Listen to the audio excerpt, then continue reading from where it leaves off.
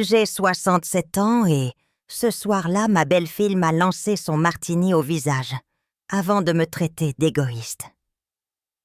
Ce que j'ai fait ensuite a fait tomber, évanoui, à la fois mon fils et elle, sur le carrelage de ma salle à manger.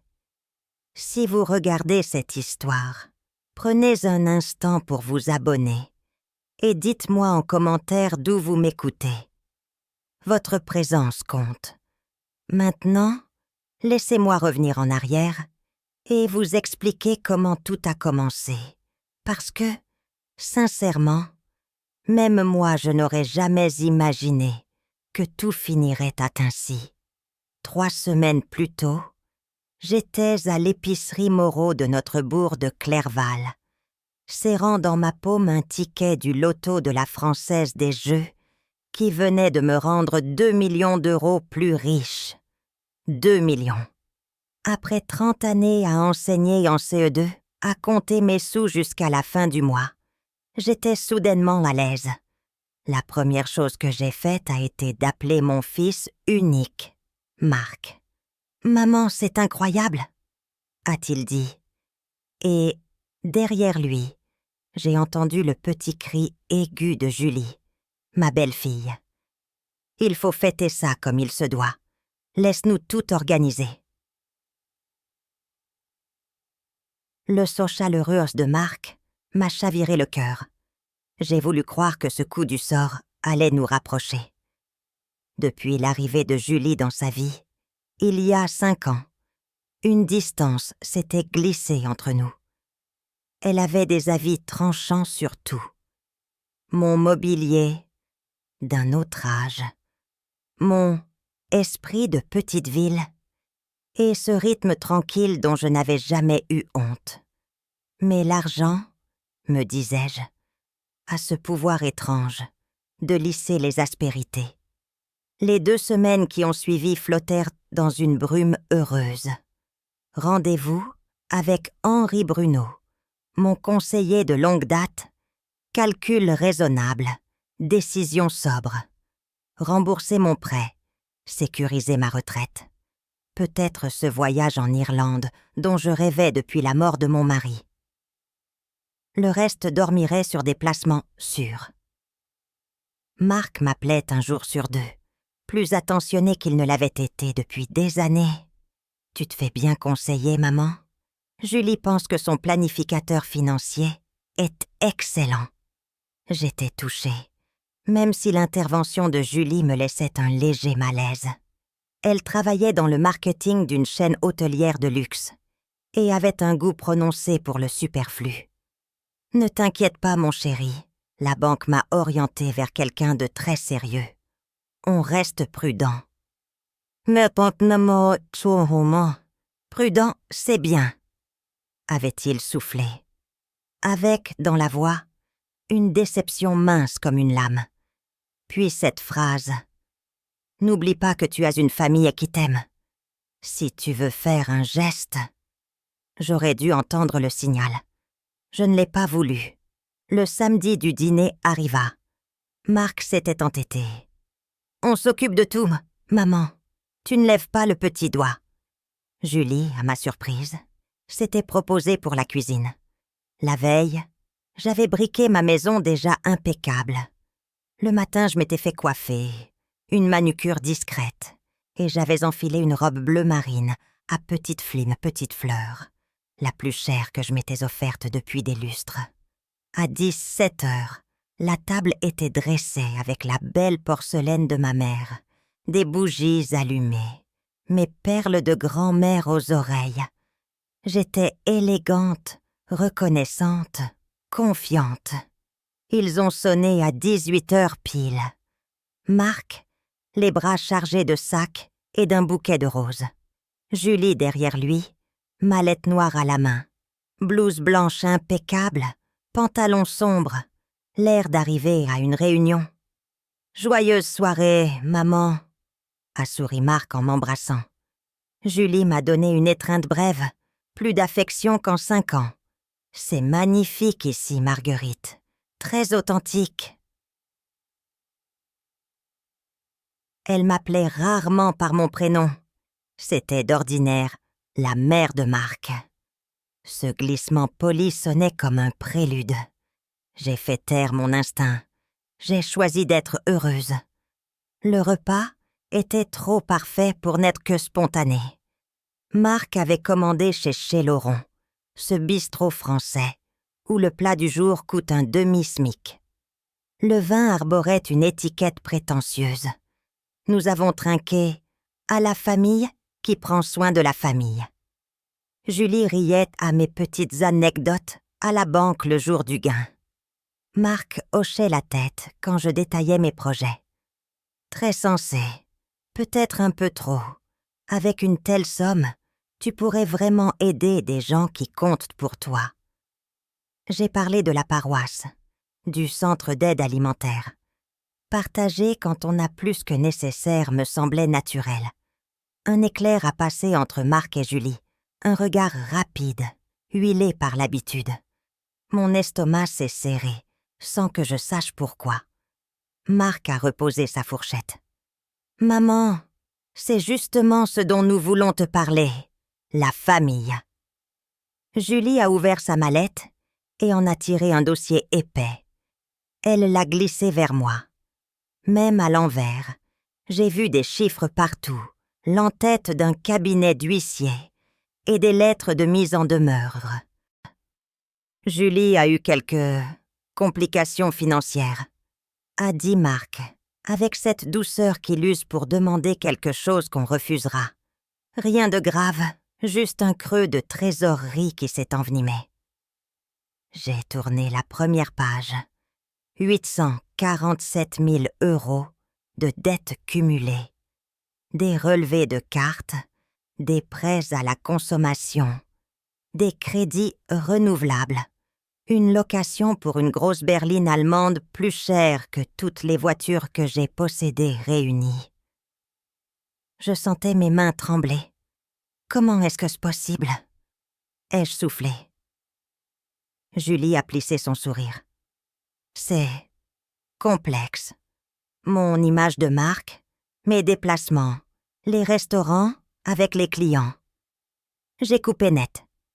Ce n'est pas complexe, c'est presque 1 million d'euros. Marc a posé sa main chaude sur la mienne. Tu viens de gagner 2 millions. Julie a commis des erreurs, mais c'est la famille. On s'entraide. Non, maintenant t'as bien. La devise que je lui avais apprise me revenait comme un boomerang. J'ai regardé mon fils et j'ai cherché l'enfant que j'avais élevé. Je ne l'ai pas trouvé. Et si je dis non? Ai-je demandé. Le silence qui a suivi a tout dit. Alors, a glissé Julie, douce comme du verre pilé, nous saurons quel genre de personne tu es.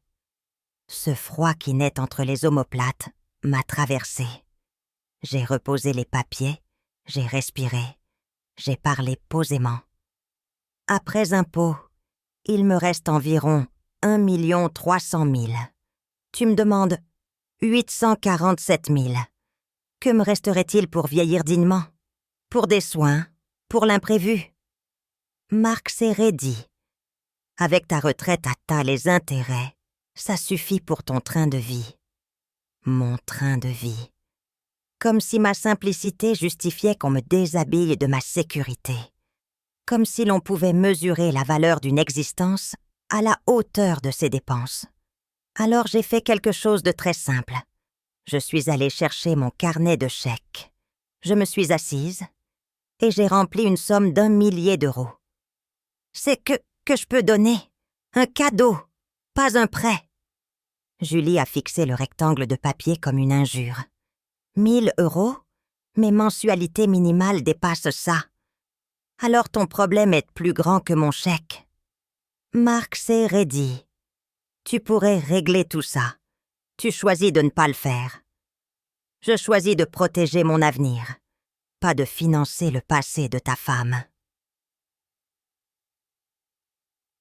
Le verre a volé si vite que je n'ai vu que l'éclat de l'olive. Le martini m'a frappé en plein visage, froid, salé.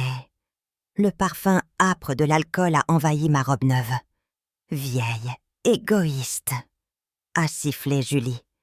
Ce n'est pas ma colère qui a parlé ensuite, mais une clarté glacée, acquise sur des décennies de classes agitées et de parents agressifs. « Asseyez-vous !» Ma voix était si calme que tous deux obéirent, retombant sur leurs chaises comme des enfants pris sur le fait. J'ai saisi la liasse et j'ai lu. Maroquinerie de luxe. 23 000. Grand hôtel en bord de mer. 8 000. Prêt auto haut de gamme. 1200 par mois. Dîner gastronomique. 4 chiffres à chaque fois. Je continue? Julie a levé le menton. C'était nécessaire pour mon travail. L'apparence compte. Ton travail que tu as perdu il y a 3 mois. Ai-je rappelé? Marc a s'échangé un regard avec elle. Réorganisation. Son poste a été supprimé. Rien à voir avec ses performances. Et vous n'en avez pas soufflé mot jusqu'à mon gain. Intéressant calendrier. Je me suis levée pour regarder par la fenêtre mon petit jardin où j'ai tant de fois arraché des mauvaises herbes en réfléchissant à la vie. J'avais rêvé de voyager, de donner sans me mettre en danger, et me voilà sommée d'abandonner près de la moitié de ma chance au nom d'un amour conditionnel. Je me suis retournée. Vous me demandez d'acheter votre affection. C'est cela, la famille? Le silence a pesé, épais, pendant que l'horloge du couloir battait les secondes. Julie a fini par articuler. Les relations exigent du donnant-donnant. Nous t'avons incluse. À toi de rendre. J'ai presque ri. M'avoir toléré au fait où l'on me traitait comme une curiosité n'était pas un don, c'était une mise en scène. Ce que je rends ce soir, Julie, c'est la vérité. Et elle ne s'achète pas. Alors, j'ai ouvert la porte du salon sur le vestibule. Vous allez partir maintenant. Vous allez régler vos problèmes sans mon argent. Et vous allez réfléchir à ce que signifie aimer quelqu'un pour qui il laisse, non pour ce qu'il peut donner. Marc a blêmi. Maman, parlons, trouvons un compromis. Il n'y a rien à marchander. Ou bien l'amour est sans prix, ou bien ce n'est pas de l'amour.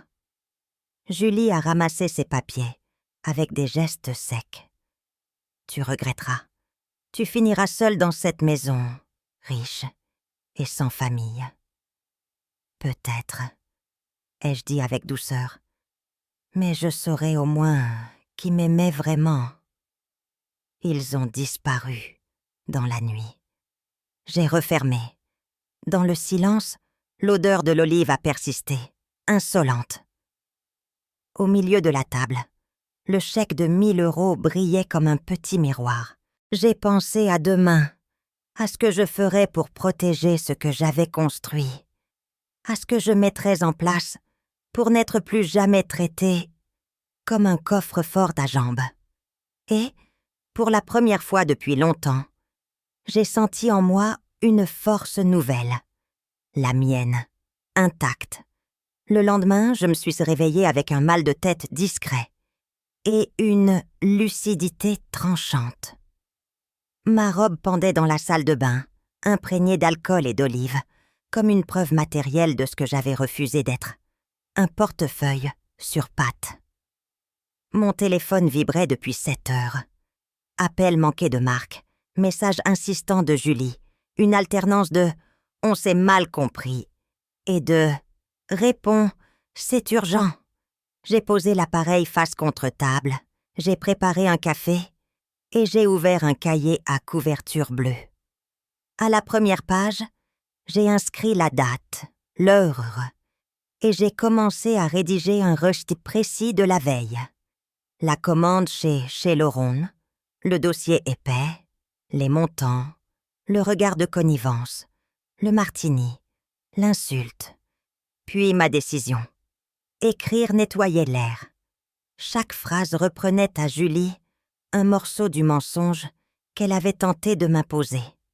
Après le petit déjeuner, j'ai appelé Henri Bruno. Sa voix posée m'a rappelé les années où il avait géré mes modestes économies sans jamais me pousser à une fantaisie dangereuse.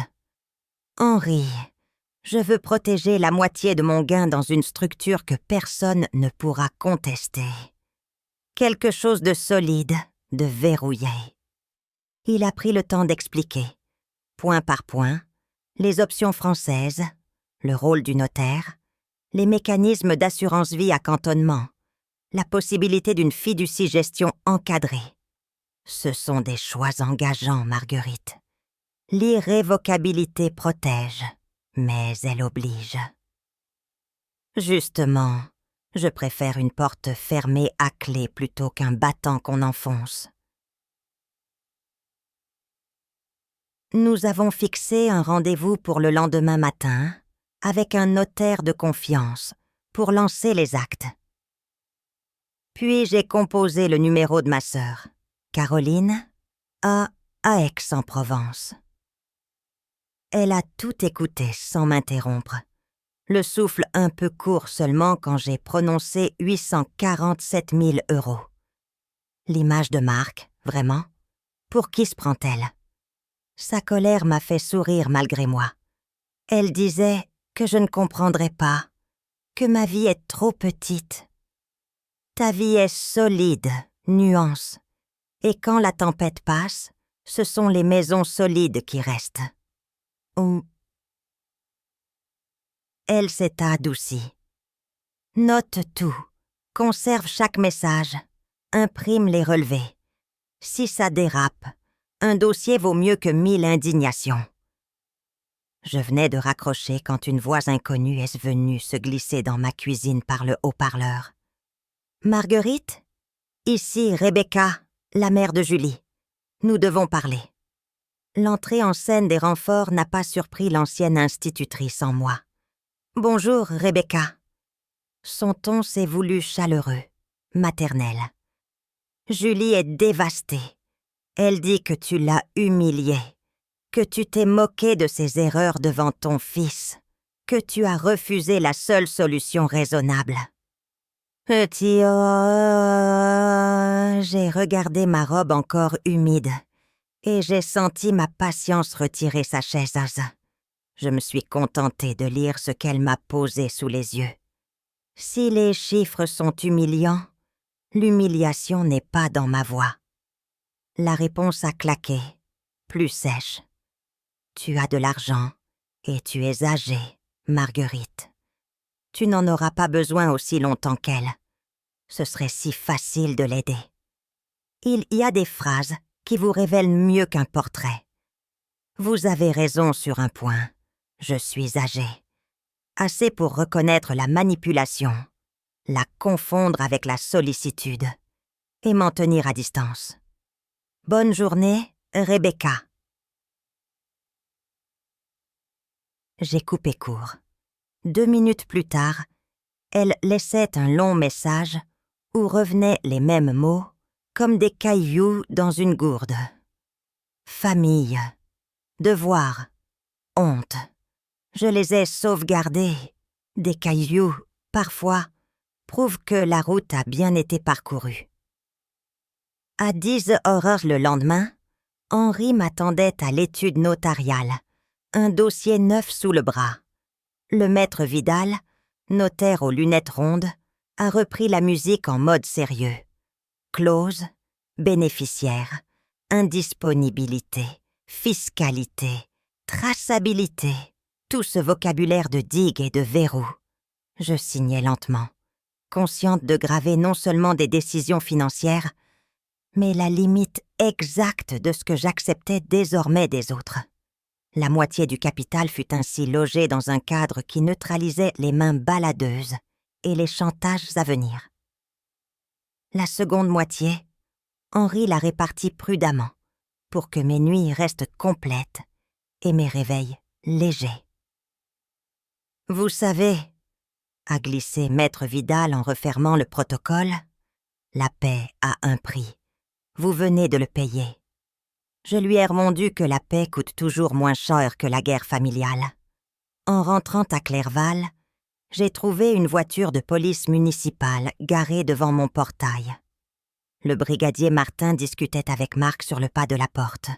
Son regard à mon arrivée fut professionnel, sans alarmisme. « Madame, votre fils a demandé un contrôle de bien-être. Il s'inquiète ?» Vous ne répondiez plus, et il craignait un malaise. Marc ne me regardait pas. Il fixait un point au-delà de mon épaule, comme un enfant pris à mentir qui cherche l'issue de secours. « Je vais très bien, brigadier. Je choisis simplement de ne pas répondre à des personnes qui m'ont agressé chez moi. » Le mot a heurté l'air. « Agressé ?» a répété Martin.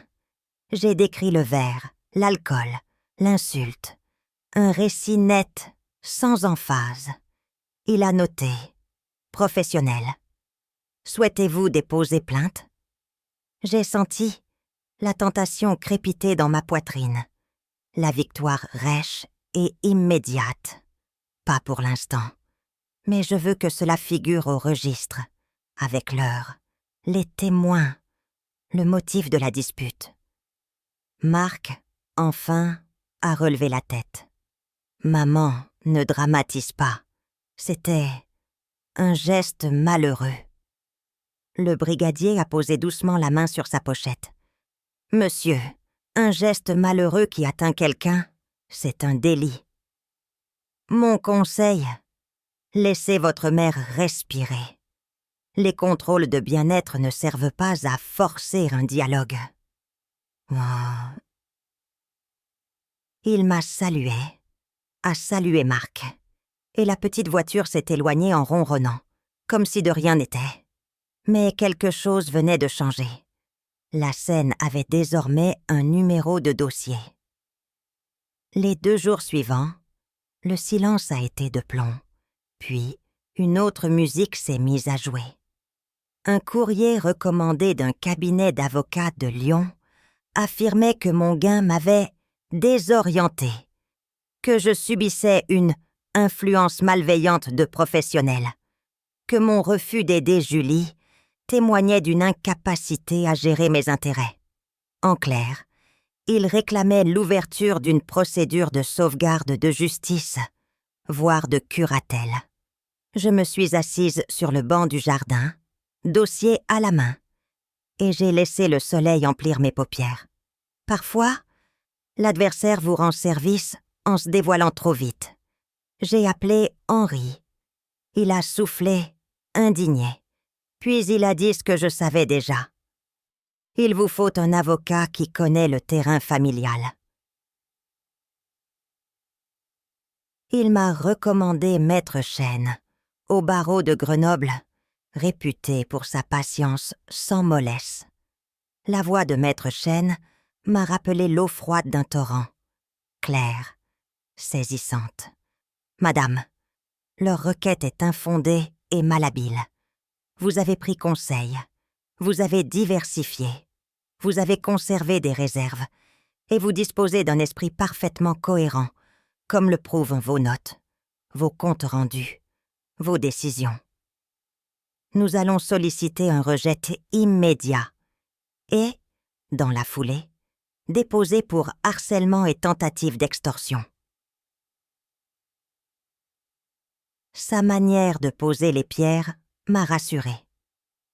On ne bâtit pas une défense avec des slogans, mais avec des actes, des dates, des petites poiques preuves qui, bout à bout, font une corde robuste.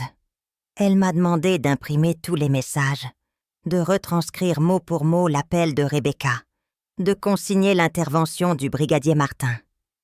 La justice aime les chronologies. Nous allons lui en donner une, incontestable. Le soir même, j'ai reçu un dernier texto d'un numéro inconnu. « Ce n'est pas fini. Tu regretteras d'avoir choisi l'argent contre la famille. » J'ai fait une capture d'écran. J'ai enregistré la preuve. J'ai bloqué le numéro. La colère qui m'aurait autrefois écrasée s'est transformée en une détermination froide. On ne se venge pas en criant plus fort. On protège mieux. On éclaire plus large. Au 3e jour, j'ai rappelé Henri pour une chose de plus. Je veux créer une fondation. Rien d'immense. Un fonds discret pour l'éducation financière, pour apprendre à reconnaître les pièges du crédit facile, du tout de suite, on verra après. Appelez-la cela choix financières responsables. Il a ri doucement. Un nom qui pique juste assez. Je n'ai pas nié mon petit plaisir. On pardonne à une grand-mère ses malices quand elles servent le bien commun. Pendant que les actes administratifs prenaient forme, Marc a tenté un assaut par la mémoire. Il a laissé sur mon répondeur un message où il égrenait nos Noëls, les anniversaires, ce jour où il avait cassé un vase et où je l'avais défendu. Un fil tiré du passé pour recoudre le présent. J'ai écouté jusqu'au bout. Sa voix tremblait quand il a dit « Maman ». Mais au milieu de ce tremblement, il y avait encore, comme un tic nerveux, la justification de Julie, l'excuse des montants, la minimisation du verre jeté. Je n'ai pas rappelé. L'amour ne se prouve pas en relativisant l'inacceptable. Le lendemain, Maître Chen m'a accueillie dans son cabinet au mur clair. Elle avait déjà déposé une réponse cinglante au tribunal. Demande de tutelle non fondée, absence de preuve d'altération du jugement, existence d'un conseil financier depuis des années, investissement prudent et, pièce maîtresse, mon cahier bleu, numérisé, daté, signé à chaque page. Elle a joint la main courante de la police municipale, les captures d'écran, la retranscription de l'appel de Rebecca. Le juge verra très bien ce qui se trame. Une pression financière maquillée en sollicitude. Elle a souri, très légèrement. Les robes noires n'aiment pas qu'on transforme la justice en levier d'intimidation. En sortant, j'ai traversé la place de l'église. Le vent portait l'odeur du pain de la boulangerie Ravel. J'ai pensé à Clerval, à sa lenteur de village, à ses commérages tendres, à ses saisons nettes, et à cette nouvelle version de moi qui apprenait à dire non sans trembler. J'ai acheté 2 croissants. J'en ai donné un à une gamine qui sortait de l'école avec un cartable trop grand. J'ai gardé l'autre pour le goûter. Ce geste minuscule m'a rappelé ce que Julie ne comprendrait jamais. La générosité n'est pas un virement bancaire. C'est une façon quotidienne d'habiter le monde. Le soir, un courrier électronique d'Henri m'attendait. La structure fiduciaire était créée, la clause bénéficiaire de l'assurance vie paramétrée, le compte de la fondation ouvert. 3 mots au bas de son message m'ont tiré un sourire qu'aucune robe ne m'avait offert la veille du dîner. Vous êtes en sécurité. J'ai refermé l'ordinateur. Dans le salon, la table brillait de propreté. J'avais lavé la porcelaine de maman, rangé les verres, aéré longtemps pour chasser l'odeur d'alcool. Il ne restait rien de la scène, sinon un mot nouveau dans mon vocabulaire intime. Limite. Je me suis assise, j'ai repris mon cahier et j'ai écrit la conclusion provisoire de ces journées. Ils m'ont traité comme une ressource. J'ai répondu comme une personne. Ils ont joué la famille comme un argument. J'en ai fait un engagement. Ne plus troquer mon avenir contre leur passé. Demain, le tribunal lirait nos papiers. Ce soir, je pouvais enfin dormir. Le jeudi suivant, je suis entrée dans la salle d'audience du tribunal de Grenoble comme on franchit une porte qu'on ne peut plus refermer. Mon tailleur bleu nuit, celui que je portais jadis aux réunions de parents d'élèves, tenait lieu d'armure. À ma droite, Maître Chen consultait ses notes avec la sérénité d'un chirurgien avant l'opération. En face, à la table des parties adverses, Julie s'était parée comme pour un conseil d'administration. Jupe stricte, sac griffé, lèvres rouges vifs. Marc, lui, paraissait défait, le visage tiré, le costume froissé. Leur avocat, un certain maître Dubreuil, feuilletait nerveusement ses dossiers comme s'il cherchait un argument égaré. La juge, Madame Hoffmann, cheveux d'argent et regard clair, a ouvert l'audience d'une voix ferme. Nous sommes ici pour examiner la requête en mise sous protection de Madame Marguerite Laurent, 67 ans, récemment gagnante d'une somme de 2 millions d'euros à la Loterie nationale. Elle a levé les yeux vers Dubreuil. « Maître, exposez vos griefs. » Il s'est éclairci la gorge. « Madame la juge, ma cliente, Julie Martin, estime que sa belle-mère n'agit plus dans son intérêt. Subitement enrichie, elle se laisse influencer par des conseillers financiers qui l'isolent de sa famille. Elle refuse d'aider ses proches dans une situation de crise, ce qui démontre un comportement irrationnel et potentiellement dangereux pour sa sécurité future. » La juge l'a interrompu, sourcils levés. « Vous affirmez que refuser de payer les dettes d'autrui est une preuve d'irrationalité ?» Dubreuil a bafouillé, cherchant ses mots. « Disons, une preuve d'égarement moral. » Un murmure a parcouru la salle. Certains spectateurs n'avaient pas pu retenir un ricanement. Alors Maître Chen s'est levé, droite et calme. « Madame la juge, permettez-moi de replacer les faits. » Elle a déroulé une chronologie limpide. Le dîner chez moi, les demandes précises de Julie, le montant astronomique des dettes, l'agression au martini, les appels et messages menaçants, la visite de la police municipale. Elle a sorti mon cahier bleu, chaque page datée, signée. Elle a produit les relevés de compte que Julie elle-même avait placés sur ma table. Elle a cité les captures d'écran, la voix de Rebecca enregistrée, la main courante. Ma cliente n'est pas isolée, elle est attaquée. Elle n'est pas désorientée, elle est lucide. Elle n'est pas irrationnelle, elle est prudente. Ce dossier n'est pas une protection. C'est une arme utilisée pour tenter d'extorquer près d'1 million d'euros. La juge a parcouru les pièces, silencieuse, puis a redressé ses lunettes. « Madame Martin, vous confirmez devoir 847 000 euros à divers créanciers ?» Julie a rougi mais a hoché la tête. « Et vous exigez que votre belle-mère règle ses dettes avec ses gains personnels ?»« Pas exige, demande, » a-t-elle tenté. « Pour la famille. » La juge a claqué son stylo sur le bureau. La famille ne justifie pas l'abus. Son verdict a fusé. La demande est rejetée. Je sanctionne la partie requérante pour recours abusif.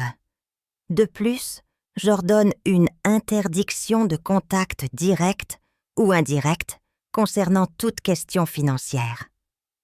Julie a pâli comme une statue de sel. Marc a baissé la tête, incapable de soutenir mon regard.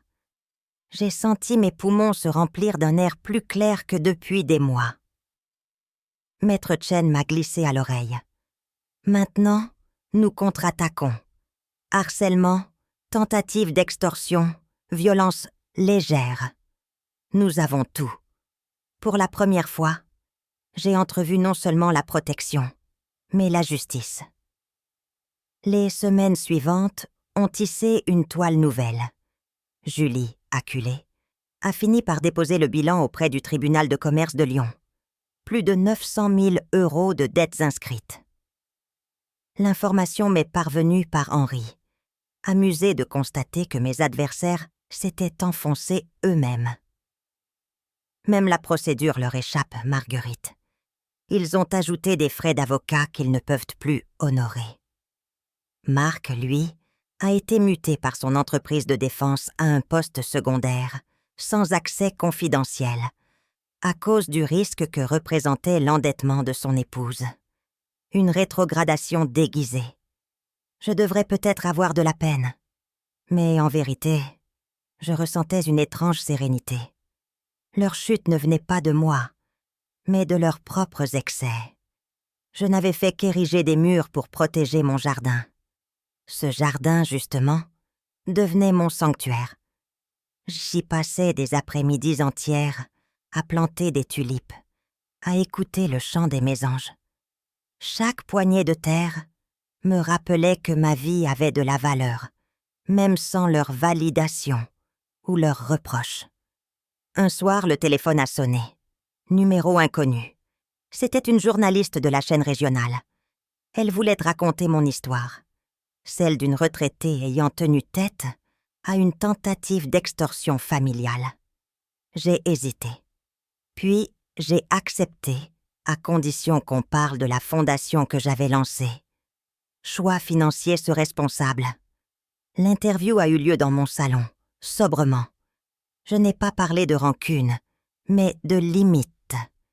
J'ai dit, l'amour véritable ne met pas d'étiquette de prix. Et parfois, protéger son argent, c'est protéger sa dignité.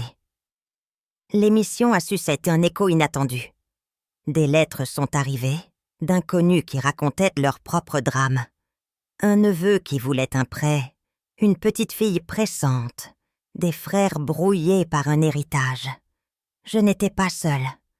Puis, un jeudi soir, alors que je rangeais les assiettes, la sonnette a retenti. Sur le perron se tenait Marc, seul. Ses épaules s'étaient affaissées. Son regard cherchait le sol. « Maman, je sais que je n'ai pas le droit, mais je devais te parler. » Ma première pensée fut la prudence. N'était-ce pas un nouveau stratagème? Pourtant sa voix avait perdu l'assurance forcée. J'ai demandé le divorce, a-t-il dit. Je l'ai laissé entrer, non sans lui rappeler que la confiance ne se répare pas en une visite. Assis à la table, il a avoué ce que je devinais. Julie cachait encore 200 000 € de dettes supplémentaires, des crédits dissimulés, des factures inventées. Elle avait fouillé dans mes dossiers, rassemblé des informations personnelles, cherché comment obtenir une mise sous tutelle si un jour ma santé déclinait. En d'autres termes, elle préparait ma mise à l'écart bien avant le loto. Elle avait planifié de prendre le contrôle de ta vie, maman. Sa voix s'est brisée. J'ai senti une colère glaciale, mais aussi une confirmation. Mon instinct n'avait pas menti. « Pourquoi ne m'as-tu pas protégée ?» ai-je murmuré. Il a serré ses mains, honteux. « Parce que c'était plus simple de croire que tu étais dure que d'admettre que j'avais épousé une prédatrice. » Ce mot a résonné dans la pièce comme une vérité. J'ai regardé mon fils, non pas comme le complice de Julie, mais comme un homme brisé par son propre aveuglement. Devais-je lui pardonner? Le chemin serait long, mais pour la première fois, j'ai vu dans ses yeux non pas la cupidité, mais le regret. Il a ajouté « Ton interview m'a ouvert les yeux. Tu disais que la générosité ne peut pas être forcée. J'ai compris que je t'avais traité comme une obligation. Je veux réparer, pas pour l'argent, pour toi. » Je n'ai pas répondu tout de suite. J'ai simplement posé une tasse de café devant lui, observant ses doigts trembler. Ce geste banal nous a reliés plus sûrement que 1000 excuses. Il n'était plus l'enfant que j'avais élevé, mais peut-être pouvait-il redevenir le fils que j'avais aimé. La nuit tombait sur Clerval, et, pour la première fois depuis le fameux dîner, je n'avais plus peur. Julie avait cru que ma vieillesse me rendait vulnérable. Elle n'avait pas compris qu'à 67 ans, j'avais acquis la patience d'attendre, la mémoire de tout noter, et la force de dire non. J'étais prête à affronter le reste, une page à la fois, comme les leçons que j'avais enseignées autrefois à mes élèves. Écrire, corriger, recommencer. Et ce soir-là, dans le silence de ma maison redevenue mienne, j'ai su que l'histoire ne faisait que commencer. Le printemps s'installait doucement sur Clerval. Dans mon jardin, les tulipes que j'avais plantées en automne s'ouvraient une à une, comme pour me rappeler que la vie renaît toujours, même après les hivers les plus sombres. Mais si la nature semblait vouloir m'apporter du réconfort, le tumulte qui entourait ma famille, lui, était loin d'être terminé.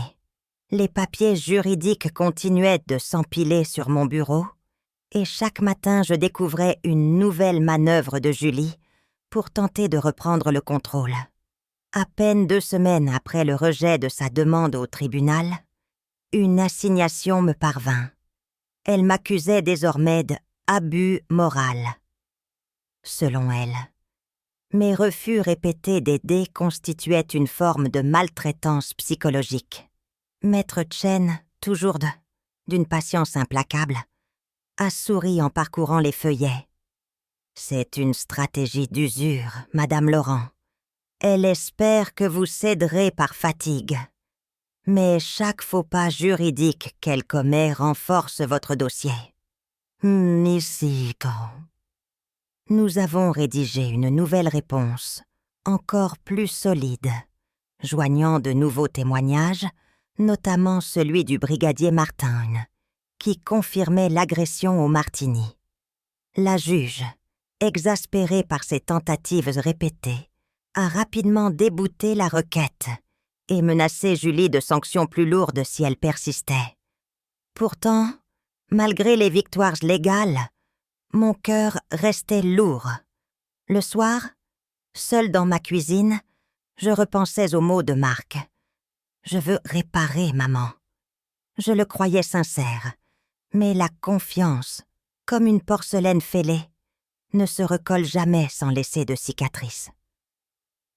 Il venait me voir parfois, les épaules affaissées, l'air fatigué. Nous parlions peu d'argent, beaucoup de souvenirs. Je lui ai montré de vieilles photos, lui enfant, tenant son cerf-volant au bord du Rhône, son premier vélo dans la cour, son sourire fier lors de sa remise de diplôme. Ses yeux s'embuaient. « Comment ai-je pu oublier tout cela ?» soufflait-il. Je répondais doucement. « Parce que certains visages nous détournent de ce qui compte. » Un après-midi, il m'a tendu un dossier. C'est ce que j'ai trouvé dans les affaires de Julie. Elle avait enquêté sur toi depuis longtemps. Dedans, il y avait mes relevés bancaires, mes assurances, même des notes médicales. Elle avait dressé le portrait de ma vie comme un prédateur suit la trace de sa proie. Marc avait raison. Le gain du loto n'avait fait qu'accélérer ses plans. Elle aurait trouvé un moyen de m'enchaîner tôt ou tard. J'ai senti un frisson glacé me parcourir. Mais au lieu de la peur, c'est une détermination tranquille qui a jailli. Jamais plus personne ne m'utiliserait ainsi. C'est alors qu'une idée a germé. Ma fondation pour l'éducation financière, encore balbutiante, pourrait devenir plus qu'un simple symbole. Avec Henri et Maître Chen, j'ai organisé une petite conférence à la mairie de Clerval, ouverte aux habitants. J'y ai parlé de la gestion prudente, des dangers du crédit facile, des pièges de la dépendance financière. Une trentaine de personnes ont écouté, parmi elles de jeunes couples endettés, des retraités inquiets pour leurs enfants. À la fin, une vieille dame a pris ma main. « Vous avez dit tout haut ce que nous vivons tout bas. Merci. » Ces mots m'ont donné une énergie que ni l'argent ni la victoire juridique ne m'avaient apportée. J'avais trouvé une mission. Julie, de son côté, ne désarmait pas.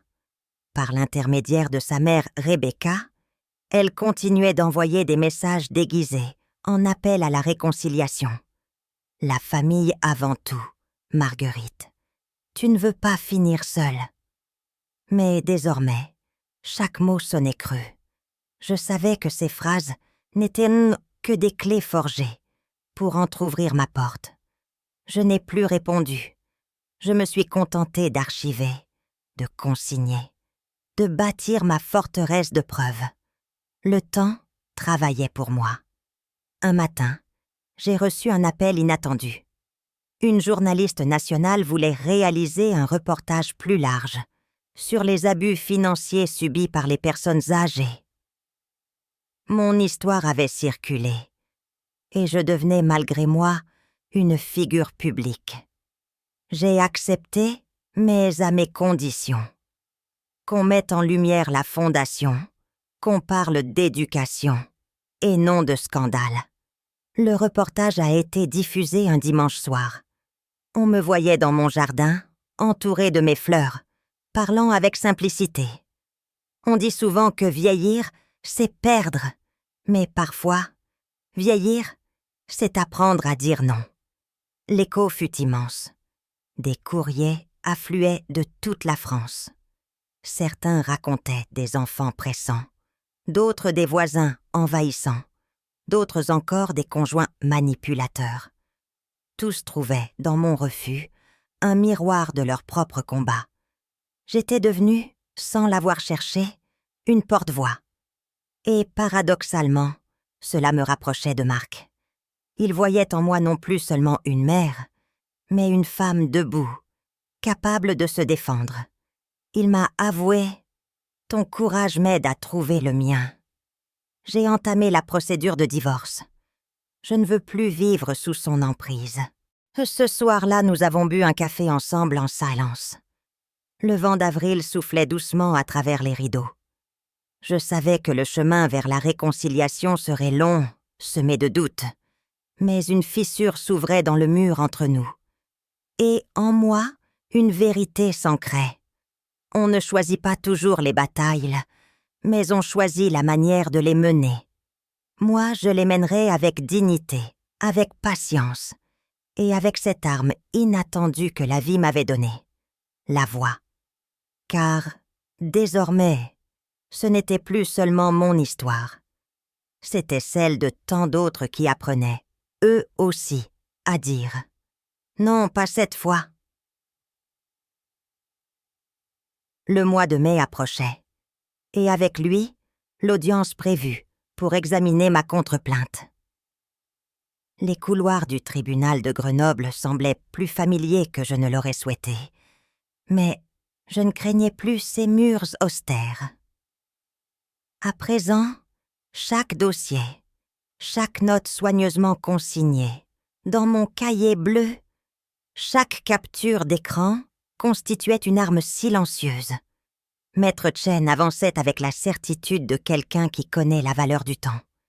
Elle laissait Julie et son avocat se noyer dans leurs contradictions, tandis que nous restions droits, méthodiques, implacables.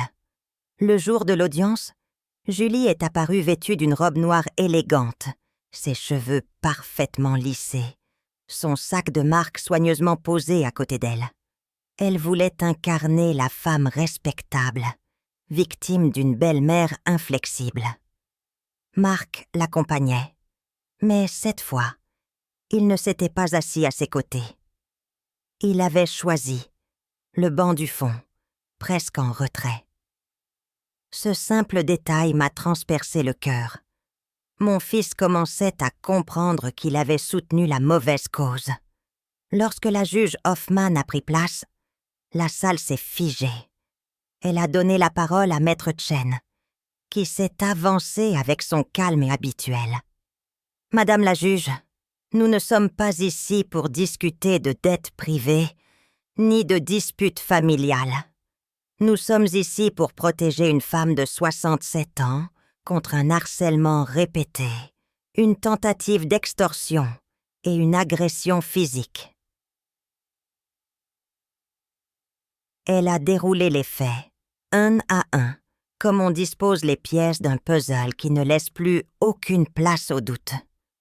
Le dîner, le dossier poussé vers moi, le martini jeté à la figure, les menaces par message, l'intervention de la police municipale, et enfin les procédures abusives lancées les unes après les autres. Chaque élément était accompagné de preuves. Julie, assise, s'agitait de plus en plus, comme une élève prise en faute. Puis la juge a demandé à entendre les témoins. Le brigadier Martin s'est avancé. Sa voix neutre a confirmé ce que j'avais déjà relaté. Il avait vu Marc sur mon perron, avait noté mes déclarations sur l'agression, avait constaté que je semblais parfaitement lucide et autonome. Sa présence, calme et incontestable, pesait lourd. Julie, à ce moment-là, a tenté d'interrompre, clamant qu'il exagérait. Mais la juge l'a fait taire d'un geste sec. Quand est-ce venu mon tour, j'ai pris une inspiration. Madame la juge, j'ai enseigné pendant 30 ans. J'ai appris à mes élèves que dire la vérité était parfois difficile, mais toujours nécessaire. Aujourd'hui, je ne cherche pas à punir. Je veux seulement être protégée. On m'a traitée de vieille égoïste. On m'a reproché de vouloir vivre enfin tranquille avec ce que j'ai gagné honnêtement. Mais je ne suis pas égoïste. Je suis simplement décidée à ne plus être utilisée. Ma voix a tremblé sur la dernière phrase, mais mes yeux ne se sont pas détournés. Julie, elle, a rougi de colère. Le verdict a résonné comme une délivrance. Attendu que les faits sont établis, la Cour condamne Madame Julie Martin pour harcèlement moral, tentative d'extorsion et violence légère. Elle devra verser une amende, ainsi que les frais de justice de Madame Laurent. De plus, l'interdiction de contact est étendue à une durée de 5 ans. Un silence de plomb a suivi. Julie a blêmi, Marc a fermé les yeux. Et moi, j'ai senti mes épaules s'alléger comme si l'air devenait soudain respirable. Les semaines suivantes, la nouvelle a circulé dans toute la région. Les journaux locaux titraient « Une grand-mère gagne contre l'avidité familiale ». Les voisins me saluaient avec un respect nouveau. Certains venaient même me confier leurs propres histoires. Un frère qui réclamait une part d'héritage, un gendre qui pressait pour une maison, une petite fille endettée qui suppliait ses grands-parents. Je découvrais à quel point le poids des liens familiaux pouvait devenir une arme entre de mauvaises mains. Et ma fondation, Choix financiers responsables, recevait ses premiers dons de particuliers anonymes, touchés par mon histoire. Un soir, Henri m'a téléphoné, presque ému. « Marguerite, une banque locale vient de verser 50 000 € à votre fondation. Ils veulent soutenir vos conférences. Vous êtes en train de devenir une référence. Gérez doucement. » J'ai, moi, une simple institutrice à la retraite. Je devenais malgré moi une voix publique. Ce n'était pas ce que j'avais cherché, mais peut-être que la vie m'offrait une nouvelle mission. Marc revenait de plus en plus souvent. Il me aidait au jardin, buvait un café avec moi. Un jour, il a osé dire « Maman, je me bats pour divorcer. C'est long, compliqué. Elle réclame une pension, la moitié de tout. Mais je ne céderai pas. » Je l'ai regardé longuement. Ses traits fatigués, ses cernes, ses mains qui tremblaient encore parfois. « Tu as choisi un chemin difficile, mais juste. Je n'ai jamais cessé de t'aimer, Marc. Seulement, je ne pouvais plus fermer les yeux. » Il a baissé la tête, et dans ce silence, j'ai senti qu'une brèche s'ouvrait, fragile, mais réelle, vers une réconciliation. L'été est arrivé, et avec lui, un sentiment de liberté. Dans mon jardin, les rosiers croulaient de fleurs. J'ai organisé une petite réunion de voisins, non pour parler d'argent, mais pour partager un repas simple, du vin local, du fromage, des histoires. Ce soir-là, j'ai compris que ma vie ne se résumait pas à ce que Julie avait voulu m'imposer. J'étais plus qu'un portefeuille, plus qu'une cible. J'étais une femme qui avait traversé l'orage et qui, désormais, savait tenir son cap. Julie, elle, sombrait. Les journaux annonçaient sa faillite personnelle. Ses dettes dépassaient 900 000 € et ses recours juridiques s'étaient retournés contre elle. Son nom circulait comme un exemple d'avidité. Elle voulait sans doute encore me faire payer son échec, mais la loi m'avait blindée. Je n'avais plus peur. Et quand je me suis assise, un soir d'août, sur mon banc de jardin, un verre de vin à la main, j'ai pensé: la véritable victoire n'est pas d'avoir gardé mon argent, c'est d'avoir gardé ma dignité. Les étoiles se levaient au-dessus de Clerval, et je me suis dit que j'étais enfin prête à vivre, non dans la crainte d'être dépouillée, mais dans la certitude d'avoir su dire non. Et quelque part, au fond de moi, je savais que cette histoire n'était pas terminée, car Julie, même à terre, chercherait encore à m'atteindre. Mais cette fois, je l'attendrai. J'étais plus forte qu'elle ne l'avait jamais imaginé. L'automne arriva sur Clerval, apportant avec lui les couleurs flamboyantes des érables et le souffle humide des premiers brouillards.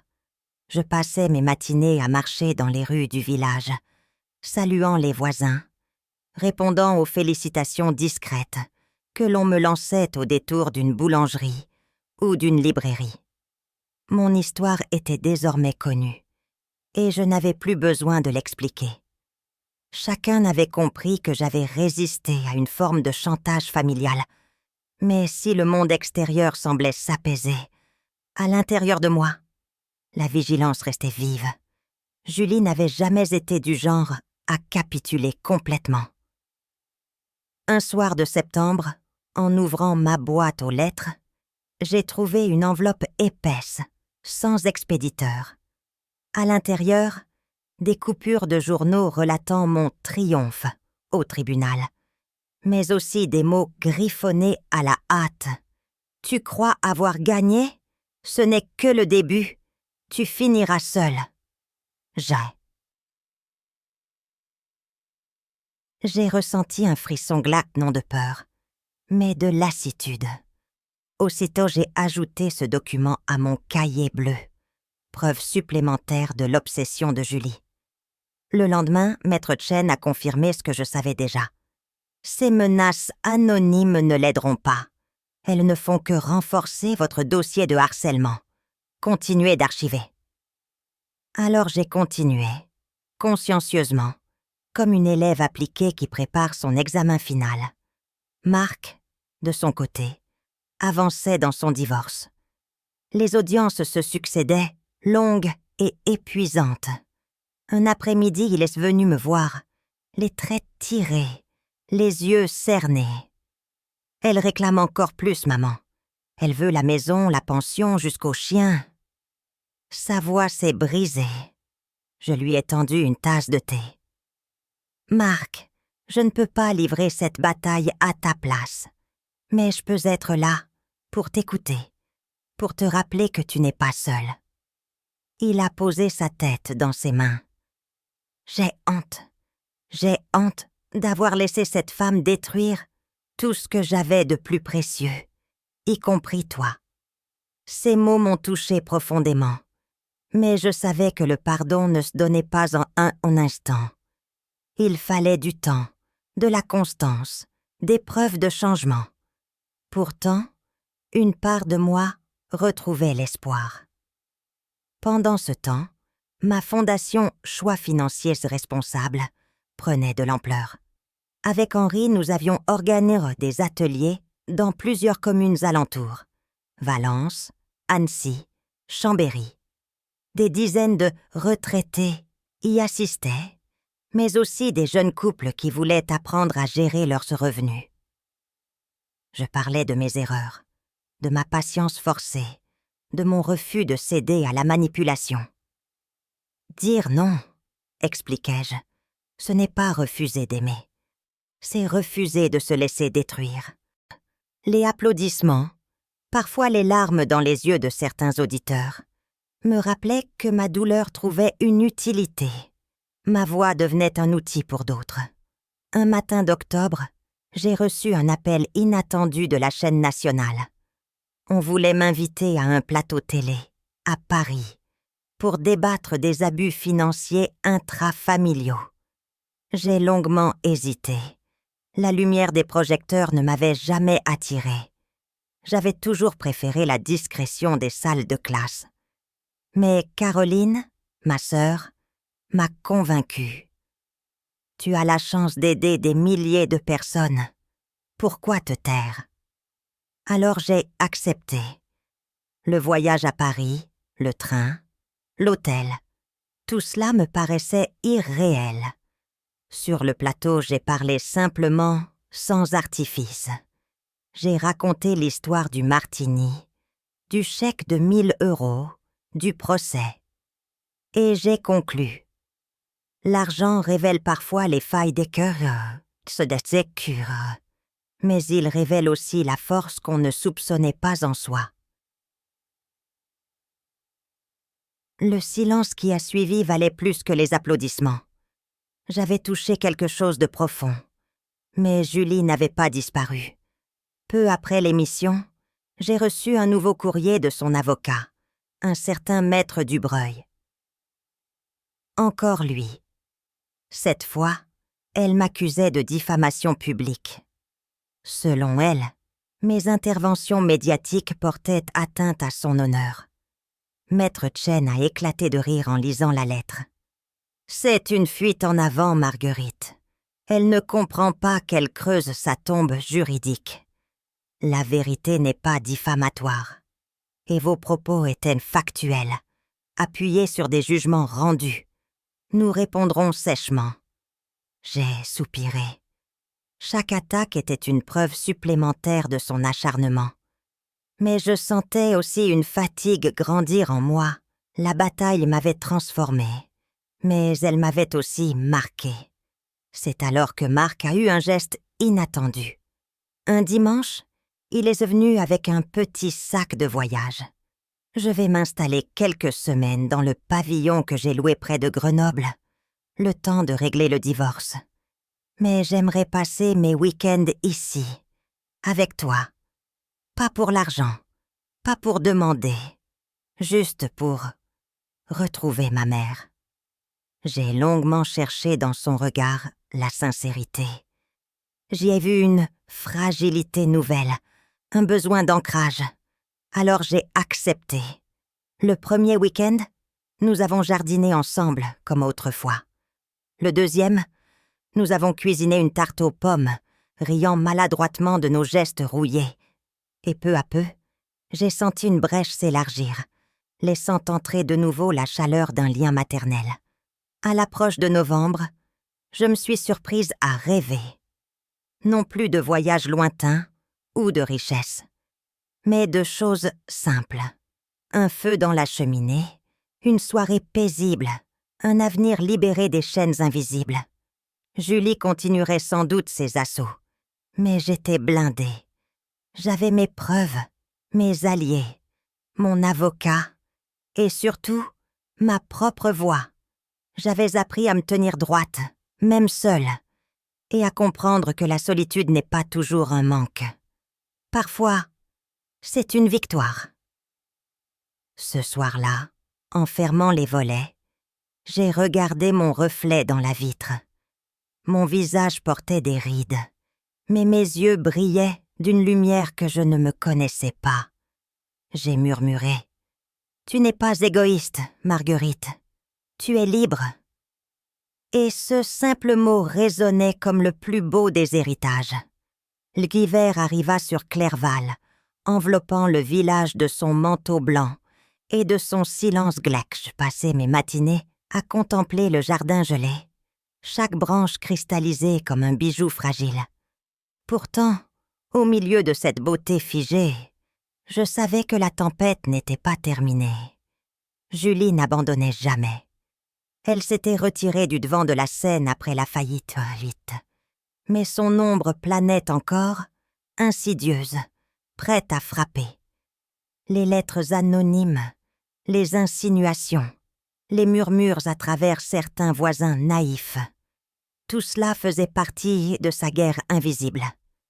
Mais j'étais prête, plus forte qu'autrefois, déterminée à ne plus fléchir. Un matin de janvier, je reçus une convocation officielle. Julie avait déposé un recours, prétendant que la fondation que j'avais créée n'était qu'un écran pour dissimuler de l'argent qui lui revenait. Je me suis assise dans mon salon, les mains tremblantes, relisant encore et encore ces mots absurdes. Puis j'ai souri. Chaque geste de sa part devenait une nouvelle preuve de son obsession. J'ai immédiatement appelé Maître Chêne. Sa voix calme résonna à travers le combiné. « Marguerite, ne craignez rien, c'est une tentative désespérée. La justice a déjà tranché. Nous allons répondre avec rigueur, et ce sera la dernière fois. » Ce fut aussi le moment où Marc me montra qu'il avait changé. Il insista pour m'accompagner à l'audience.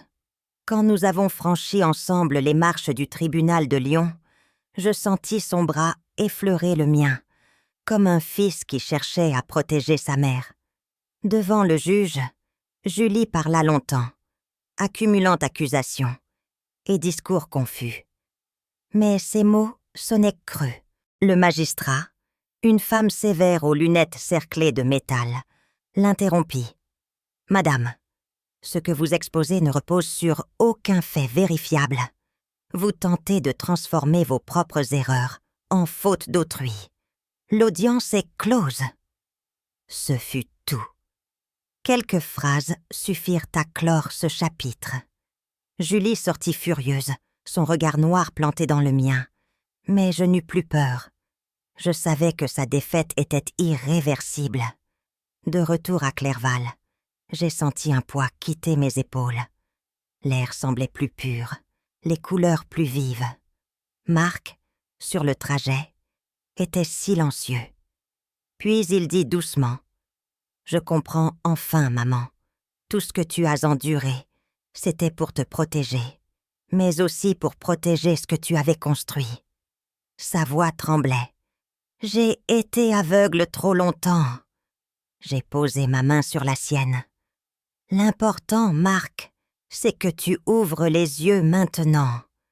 Les erreurs passées ne définissent pas l'avenir. » Ce fut peut-être la première fois depuis des années que je sentis une réconciliation véritable naître entre nous. Les semaines suivantes, je me suis consacrée à ma fondation.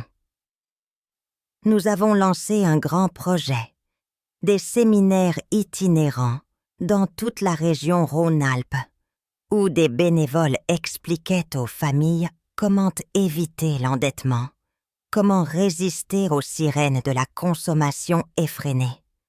J'ai vu des jeunes prendre des notes avec sérieux, des retraités poser des questions, des femmes seules retrouver confiance en elles. Chaque témoignage me rappelait pourquoi j'avais tenu bon. J'avais transformé ma douleur en outil, ma solitude en ressource. L'argent du loto, loin de me corrompre, m'avait permis d'offrir une protection et une leçon au-delà de mon cercle familial. Un soir de février, Caroline m'appela depuis Marseille. Sa voix vibrait de fierté. « Marguerite, ton histoire circule partout. On parle de toi comme d'un symbole de résistance contre l'abus familial. Tu es devenue une référence. » J'ai ri doucement. Moi, une ancienne institutrice, j'étais devenue un exemple. Mais au fond, ce n'était pas ma victoire que je savourais, c'était la certitude d'avoir repris le contrôle de ma vie. Plus personne ne déciderait à ma place, plus personne ne définirait ma valeur en fonction de mon portefeuille. Le printemps approchait, et avec lui, un nouveau projet. Ce voyage en Irlande, que j'avais toujours rêvé de faire. J'avais réservé un circuit, des falaises de Moher aux collines du Connemara. Le simple fait de préparer ma valise me remplissait d'émotions. Pour la première fois depuis longtemps, je voyageais pour moi, sans crainte, ni justification. Marc m'accompagna à la gare. Il déposa un baiser sur mon front. « Profite, maman. Tu l'as mérité. » Non. Dans son regard, je ne voyais plus la cupidité d'autrefois, mais une reconnaissance sincère. Lorsque le train démarra, je posai ma main sur la vitre froide et regardais défiler les paysages. Mon reflet dans la glace me renvoya l'image d'une femme marquée par les années, mais droite, apaisée, victorieuse. J'ai murmuré pour moi-même. « Tu as survécu, Marguerite. Tu as gagné ta liberté. » Et ce mot, liberté, était plus précieux que tous les millions du monde. Ainsi se terminait mon histoire avec Julie et ses illusions de grandeur. Mais commençait une autre, celle d'une femme de 67 ans, qui enfin choisissait de vivre pour elle-même, de semer autour d'elle la lucidité et le courage, et de savourer chaque instant comme une conquête.